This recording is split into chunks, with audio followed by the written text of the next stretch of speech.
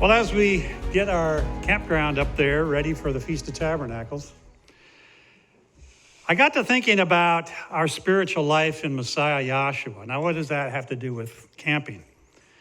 And how it differs from our 21st century world out there. Several families are planning to tent for tabernacles this October. You know, there's something very exciting and transcendent about living out in nature. It just does something to your inner being. I know an elder and family friend for many years told me how when he was working up in Alaska for the Bureau of Land Management, he said he and his wife lived in a tent for 6 months in Alaska. Now, I don't know how many of us are up to that task, but it speaks to my message today. Are we up to the task of believers of living Yahweh's way in this world? Tent camping means getting literally in touch with the world, with the nature of the world. You become a part of nature. You breathe the open air. You drink the pure water from springs. You feel the warm sun on your face, maybe a little smoke in your nostrils from the campfire. And your music is the sound of nature.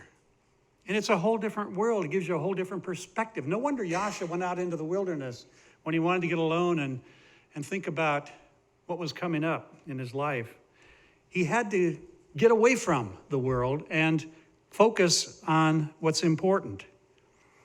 You see the beautiful clear skies, nights that light up with 1,000,000 stars, and you think, wow, this is Yahweh's world. I'm just so blessed to be able to enjoy some aspects of it. Some of the best times I had as a teen growing up in the West was taking a tent and a buddy and going up into the mountains and camping there in a tent overnight and drinking ice cold water from a stream flowing from a rock, trying to cook breakfast, with the primitive pans I had and whatever. That was a challenge for a 15-year-old with cooking phobia, but I felt, wow, I can do it. I was my own person, and I love the challenge. Teenagers are constantly looking for acceptance, for being like an adult and having their own independence, and that's how I felt when I did that. But sometimes you got to take the bad with the good, and I have a tip. Do not, trying to get rid of a skunk in your camp, do not shoot him up in the up there in the upwind, up in the canyon, and then enjoying the fragrance all night long, because I couldn't find that crazy skunk. And well, we always do crazy things sometimes, especially when we're younger. We learn a little bit, think a little more, think things out a little more as we mature. Well, for those who are planning to camp at the Feast of Tabernacles at YRM, don't worry about skunks. There are none that I have seen around here. Just a picturesque setting for worshiping Yahweh, enjoying the best fellowship you're going to find on earth of Yahweh's people. And I mean that. Then there's another way of camping. An RV allows you to take with you all the conveniences of home. You got everything you need right there on wheels. In an RV, you don't need to contend with camping, sleeping on the hard ground, in a sleeping bag, cooking over an open fire, or hauling water from a stream. Just park your fully equipped RV on a cement slab in the midst of a few pine trees, hook up to water, sewer, and light, and with an antenna, maybe even with the internet, and you've got it made. No more contending with dirt, weather, or smoke. Well, it's called camping, yet it's decked out with the same furnishings and conveniences as your living room has. Nothing really challenging. Just bring along the comforts of home. In an RV, it's easy. Today's question is, can we get the world out of us as we go out into the world? A life in Yahshua begins when many of the habits and the things of the past are left behind. And that's the biggest challenge we face as believers. constantly removing those influences of the world in our life. We can't just say faith and grace covers all and continue living as we always have. You don't get baptized and not change your life after baptism. Maybe as I did, you experienced a spiritual euphoria when first finding the truth. It was amazing. It's like 1,000 light bulbs going off. It was new and exciting, and as you learned, things became so crystal clear, and you could prove it in the scriptures. That was what's so amazing about it. It was wonderful. We found the Rosetta Stone, and everything started to fit now. All the mysteries were fading away. We could understand the Bible for the first time in our lives. It was wonderful. Suddenly, the whole Bible came alive, and it made perfect sense. We wanted to tell the world, look, God has a name. He doesn't go by a title any more than you do. Look, the Sabbath is the seventh day, which you can easily prove by going right to your wall calendar and looking at the seventh day, and it's Saturday. It was simple. I mean, we weren't real deep at that point, but all these things were easily proved. Something the church has been mistakenly bushwhacked for years, for centuries. Some of these doctrines, simple as can be, and yet they can't see it. You can easily see Sabbath on your wall calendar. Instead of strange worldly holidays filled with bunny rabbits and Valentines and Santa Claus, there are genuine, provable, biblical holidays right in your Bible, in the New Testament. That's right there, honored by Yahshua and his disciples as well. A fact that your minister has kept secret from you all these years. For the first time, everything worked. Everything fit together. It was just amazing. We wanted to go out and tell everybody. Not everybody wanted to listen. They were simply not interested. Your many questions were being answered. The mysteries you always wondered about no longer were there. I can prove what I believe. It was a euphoric experience. But in all of our newfound understanding, we also learned that knowledge itself wasn't the whole of it. It wasn't the end all. You can have all the Bible knowledge in the world, but unless you do something with it, you're just massaging your own ego, like perhaps a Pharisee would. Paul knew that knowledge alone would not change the true seeker. He knew that. Changes come by way of the heart. He wrote in Romans 2:5, he says, "But after thy hardness and impenitent heart, treasure up unto yourself wrath against the day of wrath and revelation of the righteous judgment of Elohim, who will render to every man according to his deeds." Knowledge is fine. Are you applying it? Deed is a 4-letter word to be avoided at all costs for most of churchianity. They try to use the scriptures against it. Utterly failing, by the way, and acting on your faith both in your life and for the good of others is not in the vocabulary of most people. That involves sacrifice of yourself. Sacrifice was difficult with Israel. Sacrifice is difficult today because it involves our heart and ourselves in deference to Yahweh and others. Two of the questions we ask at baptism, we ask the baptismal candidates, have you repented of your sins? And they'll say, yes, yes. And then are you willing to work with the body of Messiah to bring the truth to the world? That's the harder part, I believe. That's the harder part. To help others find this truth that leads to everlasting life. That's a mind change, and that's difficult. You have 10 times the knowledge of most churchgoers, and you have more understanding than many ministers, I wager. So is your light under a bushel. Are you burying your talent? Do you plan to unbury it, take it out, and give it back to Yahshua when he comes and say, here's your talent back? I didn't do anything with it.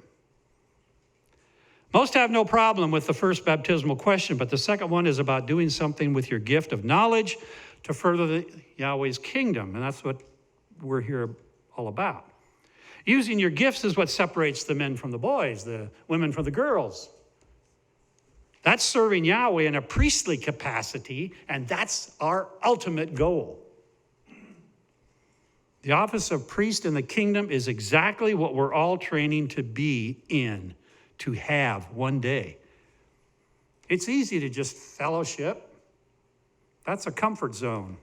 That's camping in an RV. But to get out and touch the wilderness at the ground level requires something a lot greater. That's the stuff of a true believer. Rubber meets the road.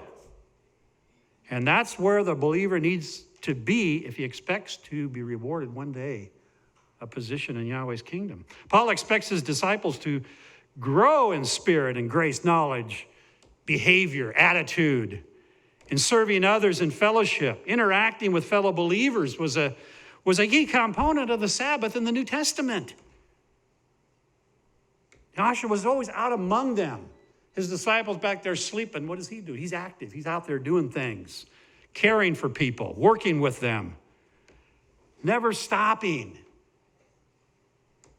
Ephesians 4:13 calls it the unity of faith. He defines it as being a perfect man unto the stature and fullness of Yahshua. That's perfection. Yahshua says that's true religion.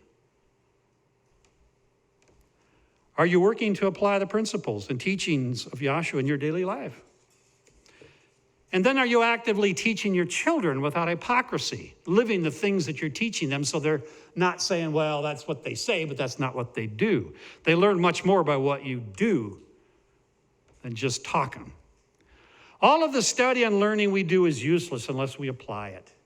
You can have, there are people out there with PhDs, TTDs, DDDs. No, that's a dentist. But they got all these things after their name, and what are they doing with it? Nothing. They're just accumulating and doing nothing with it because they don't understand what they're supposed to do with it. Preach the word is not just delving into nuances of law. It implies compliance. We talk a lot about obedience, but Yahshua's message in the Beatitudes of Matthew is pure application of the law to the heart. Pure application. This is the ultimate goal as taught by Yahshua. This is the reason we learn. Imagine a Pharisee reflecting on the Beatitudes of his life. Now there's a contradiction. Yahshua said in John 17:16 that his people are not of this present world, even as he was not. And they're not conformed to it. It's not their goal in life to make it in this world, to be successful in this world's terms. They're not even comfortable living in the world because there's so much against it in the scriptures, especially with today's evils. Yahweh's word tells us that society is controlled by Hasatan, and who is always opposed to what Yahweh's people seek and drive for. He thrills at throwing a constant barrage of stumbling blocks in our way, especially around feast times. We know that.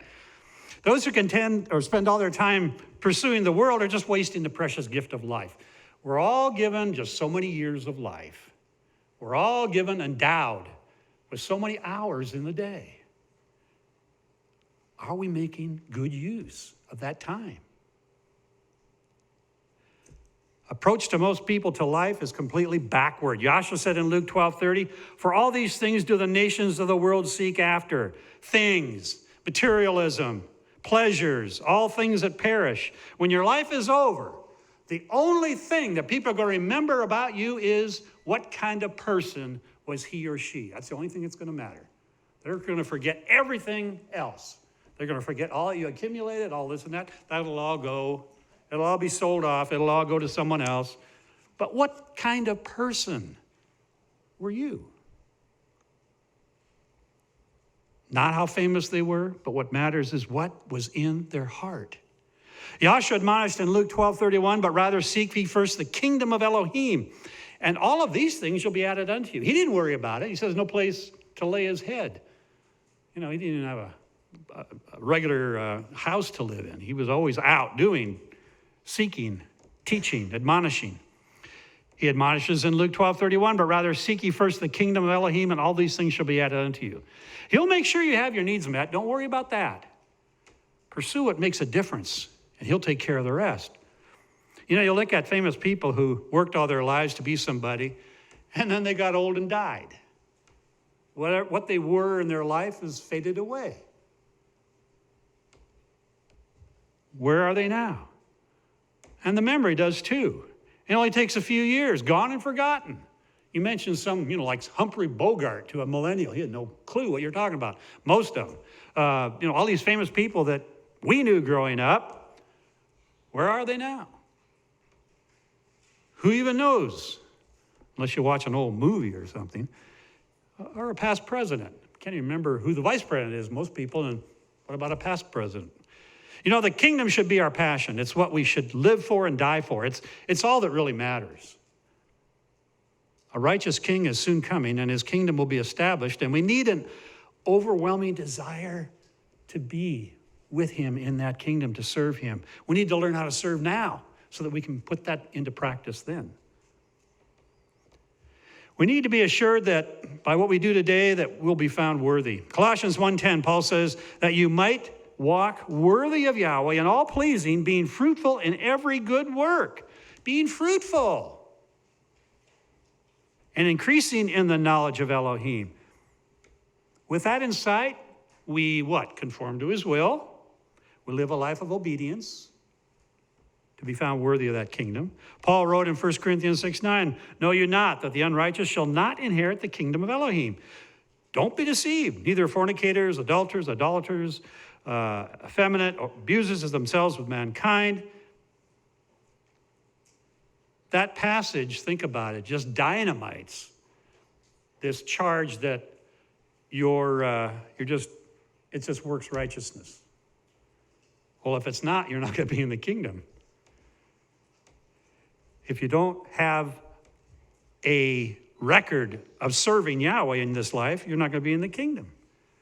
Revelation 22:14 says, blessed are they that do his commandments, they may have right to the tree of life. No, we're not trying to earn anything. But number one, we are to be found worthy. Number two, we are to have the right to the tree of life. And that only comes through what we do with the knowledge that Yahweh gives us.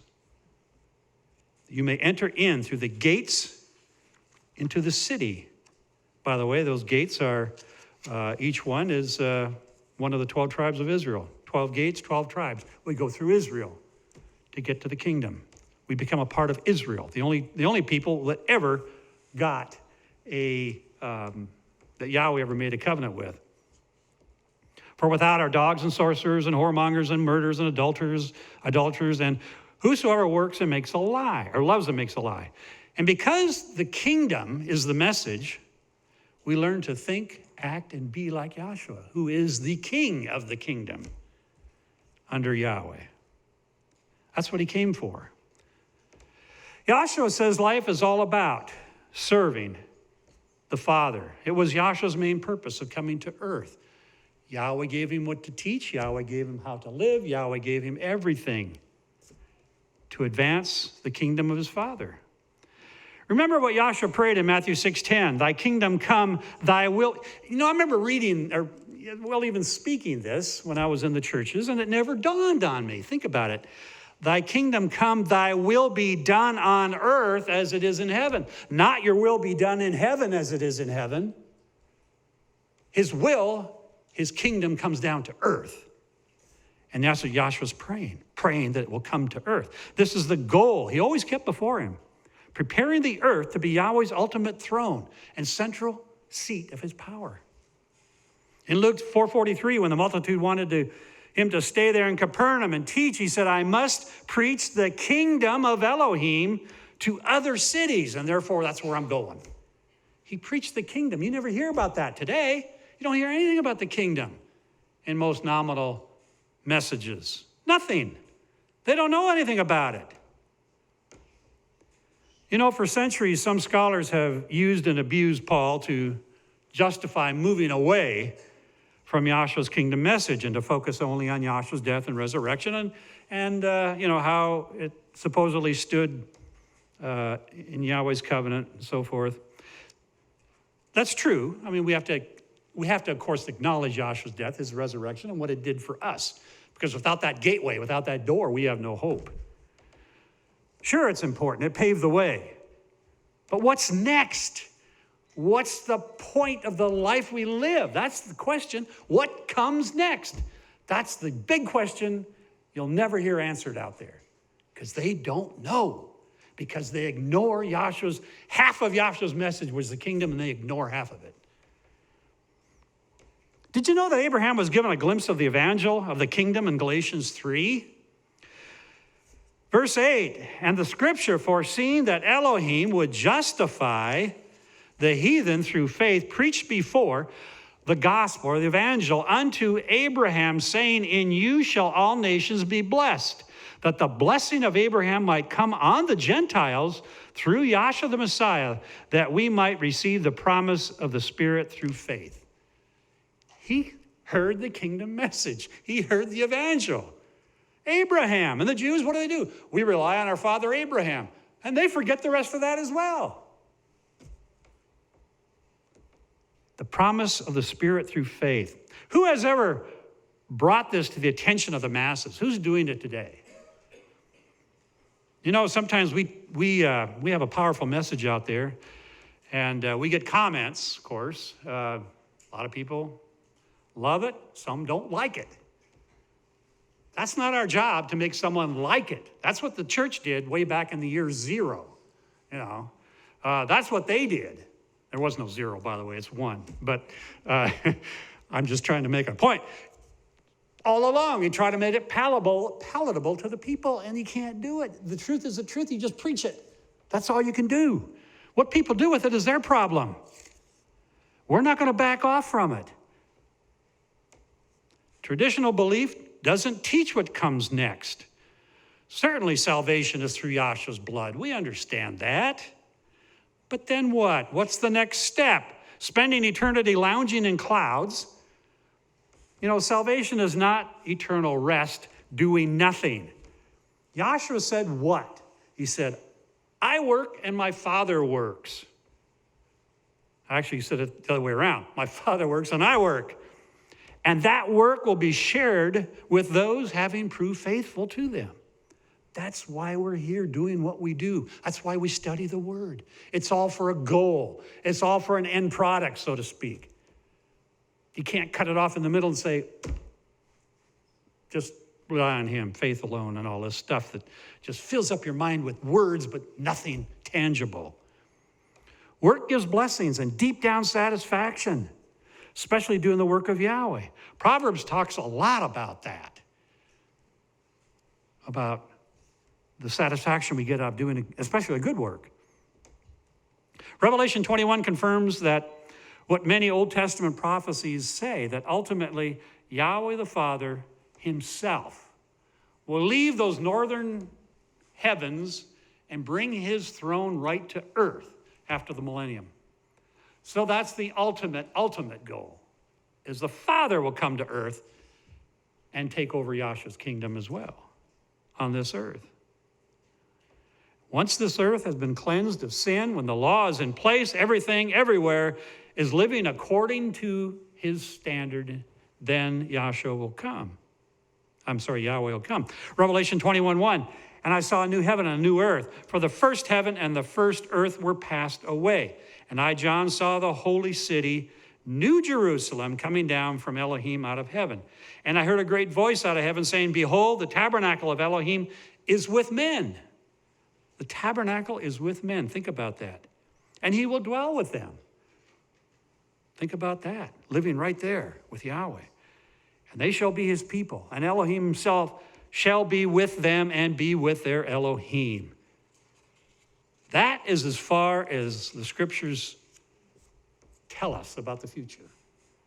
We can only speculate after that what his plans are for all the other planets out there, all the other stars in the universe, the billions and billions of galaxies with their billions and trillions, I suppose, of stars.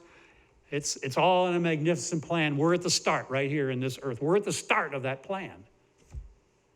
The throne of the Messiah and ultimately Yahweh the Father is to be relocated to earth.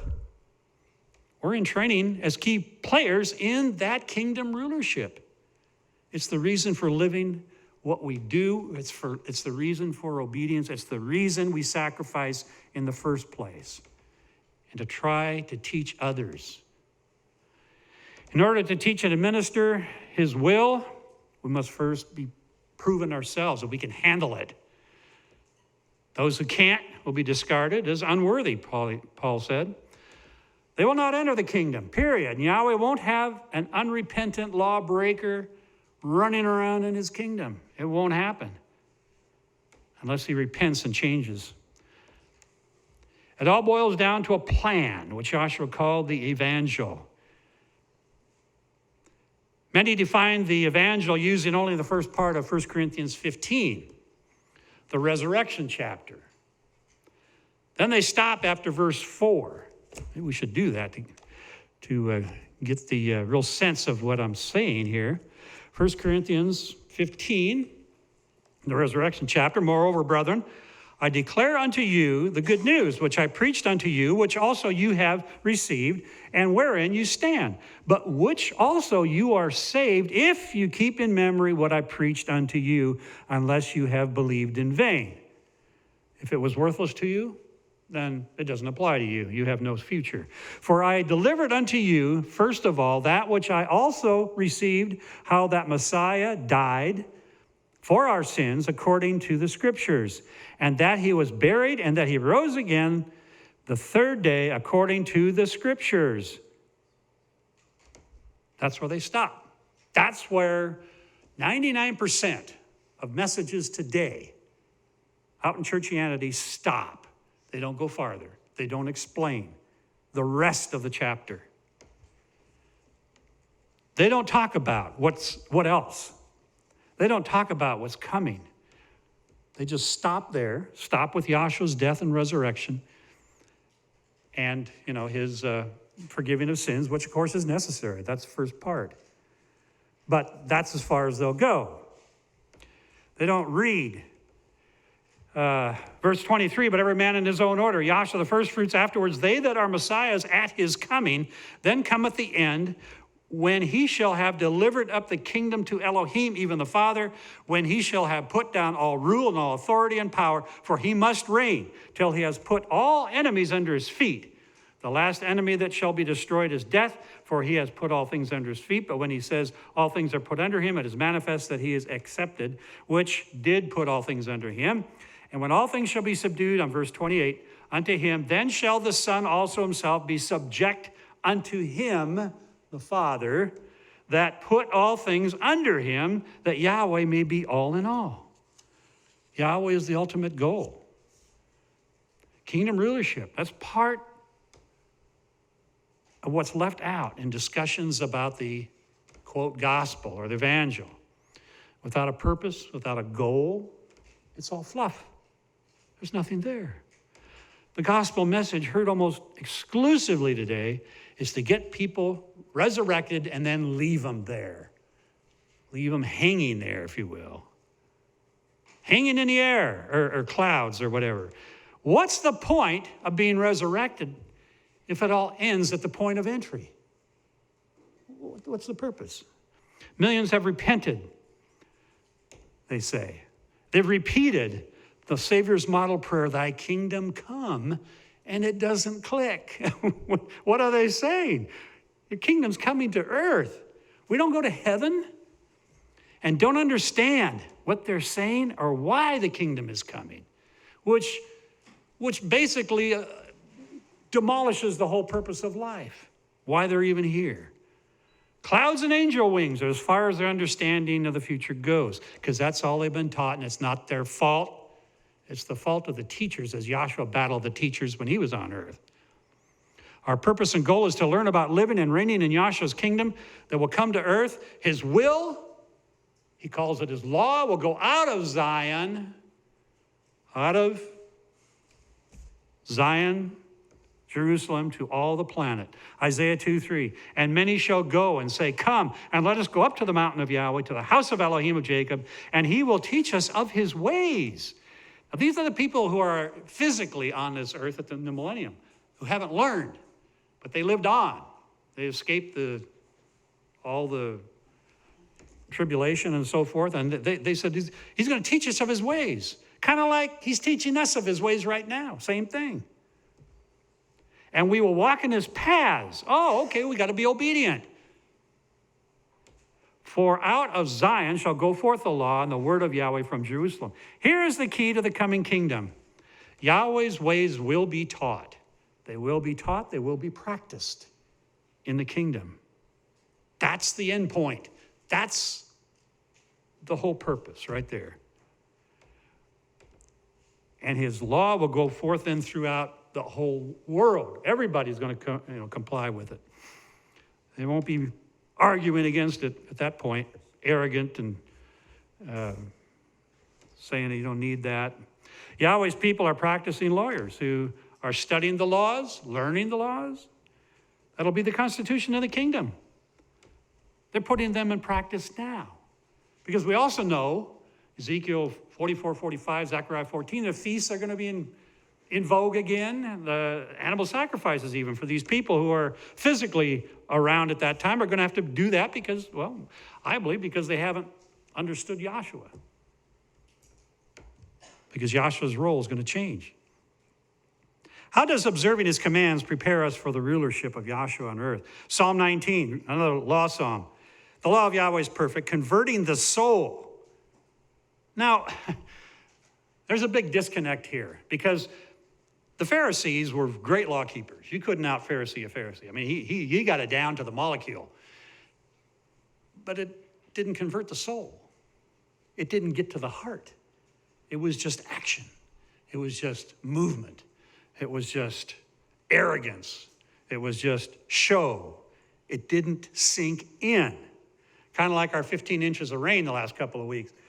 A lot of it down the drain, but a lot of it did because we got good rain on some days, slow and steady, and that's good. But these people had a problem, and Yahshua railed against them constantly. The statutes of Yahweh are right, rejoicing the heart. It should make us joyful to keep Yahweh's feasts and Sabbaths. It should make us just thrilled because we're doing his will. What else is more important on this earth? What else? Rejoicing the heart, he says. The commandment of Yahweh is pure, lightening the eyes. It gives you understanding. The fear of Yahweh is clean, enduring forever. The judgments of Yahweh are true and righteous altogether. More to be desired are they than gold, yea, than much fine gold. Sweeter also than honey in the honeycomb. Moreover, by them is your servant warned, and in keeping of them there is great reward. There you go. Great reward for doing Yahweh's will. Here's one for you. The law converts the soul and enlightens the mind. That's why. Go back. Go back to when you first learned the truth. It opened up so many things. It enlightened your mind about the Bible. That's why great understanding have they who love his law and do those things that please him. They don't grope around in spiritual darkness, not understanding anything. There are millions today groping around, clueless when it comes to what the Bible is all about. They don't get the big picture. They're stuck. They're stuck in Paul. They're stuck somewhere in the New Testament. They can't see the panorama. They're stuck because they don't do Yahweh's will. He's not going to open it up until they decide that that's something I got to do. I got to change my heart, my mind, my soul, my deepest thoughts. We had a joke back in the old newspapering days.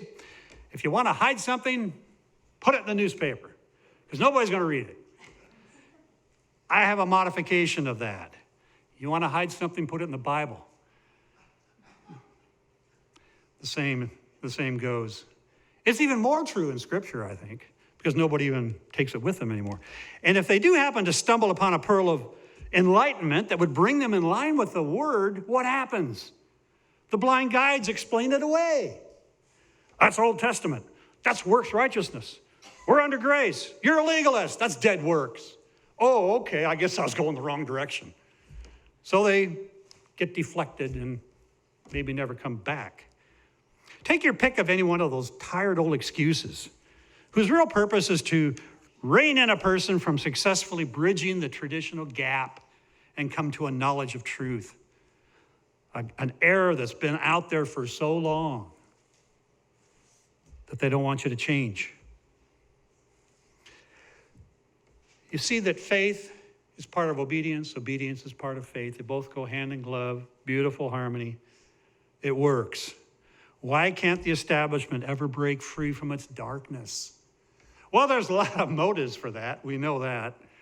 Don't want to lose your congregation, for one thing, because people are so bamboozled they wouldn't even understand it. And they would just leave.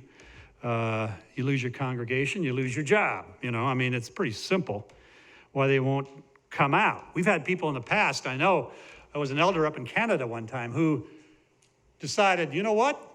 His name is right, I'm going to start preaching it. The next Sabbath, 50% of the people were gone. It was too misunderstood. They didn't know what he was talking about. They weren't challenged to understand it. They weren't, they hadn't been brainwashed. They have been brainwashed, and they hadn't been enlightened, I guess I should say. So anyway, you just shake your head, and we have to go on. That's fine. Many are called. Not everybody is called, and few are chosen. Not everybody's chosen. Out of that many that are called, there's just a small handful that are chosen. So we understand that. We understand that that's the way it is. Our job is to keep going with the truth, no matter what. We want the good understanding. Turn to Romans chapter 8, verse 17. What does Paul have to say about the evangel? Does he stop at the resurrection, or does he teach what Yahshua taught? To go on. Romans 8:17, he writes that the children of Elohim are joint heirs with Messiah, and if children, then heirs. Heirs of Elohim and joint heirs with Messiah, if so be that we suffer with him, that we might be also glorified together. So it takes some suffering. Yahshua suffered too. It wasn't easy street. It wasn't a free ride. It wasn't downhill with no effort. It was a challenge. It was overcoming. Yahshua says, you will have tribulation. Don't expect anything else. You're going to have tribulation. But be of good cheer. I've overcome the world. And one day, you'll be rewarded for it. Never give up. Saw on the morning show, one of the morning shows this week, a Navy SEAL had written a book for children, for youth. And he talked in there. I guess he's real popular. I've forgotten his calling on the internet, but he said, what stuck with my mind, he says, don't ever give up. Don't ever give up no matter what. Go the way you must go, that you know is right, and do it. And they asked him, well, as a SEAL, we heard that, everybody has reservations. Am I going to make it? Can I go, do everything to become a SEAL, or am I going to wash out? He says, did it ever happen to you? He said, no, never happened to me. I just knew I was going to do this, and I was going to do it. So I said, we got to decide. We're going to do this. Nothing's going to dissuade us. Nothing. Because if we're faithful to Yahshua, he'll be faithful to us. And that's all that matters in this life. We've only got, about 70 years to do it.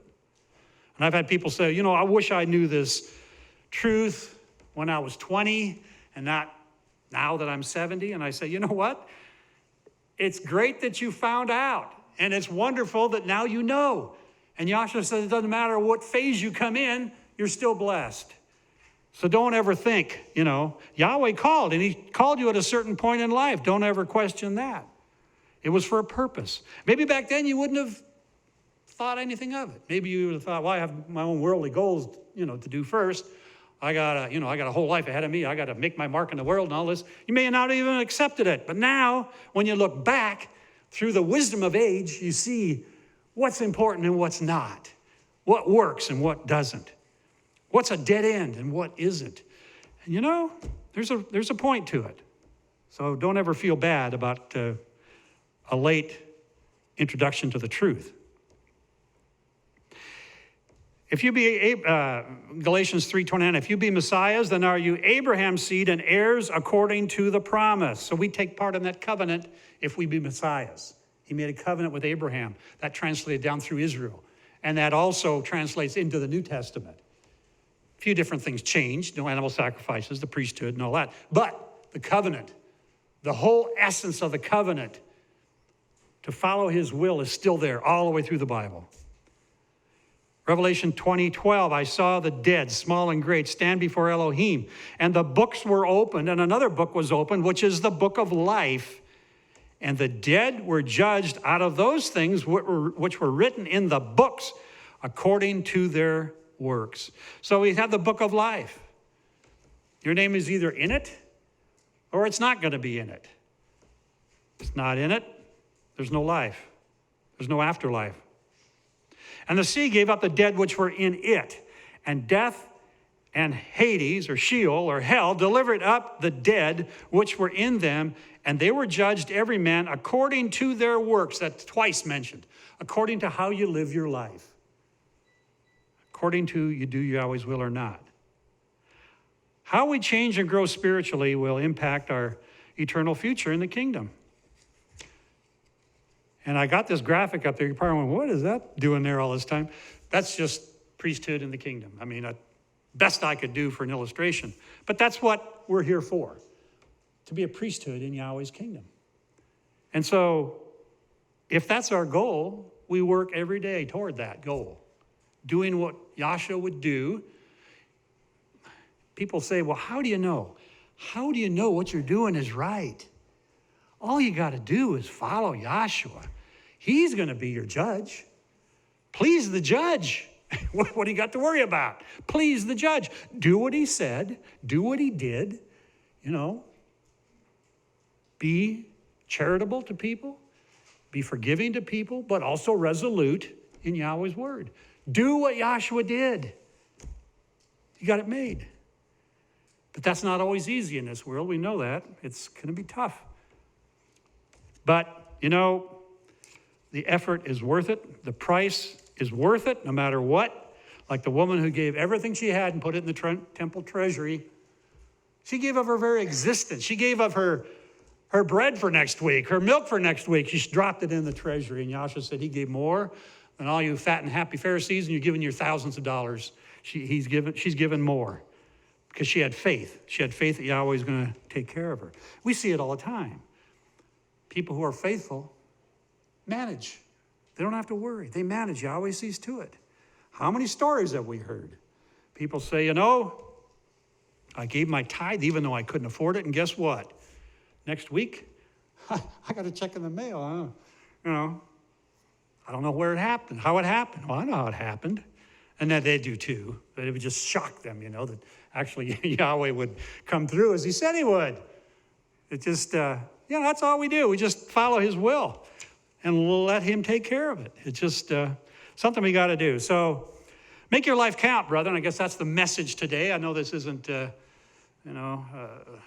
very deep study, but sometimes we need just some encouragement. We need some help in just living, daily living. And make your life count. Serve Yahweh, not the world. The world's not going to last. It's getting worse. But don't ever back off. The price is too high. You've been called. You can't back off. You got to go through with it. He that, goes back is not worthy of the kingdom. So that's my message today, and I hope it helps and strengthens each of us in our walk. May Yahweh bless you.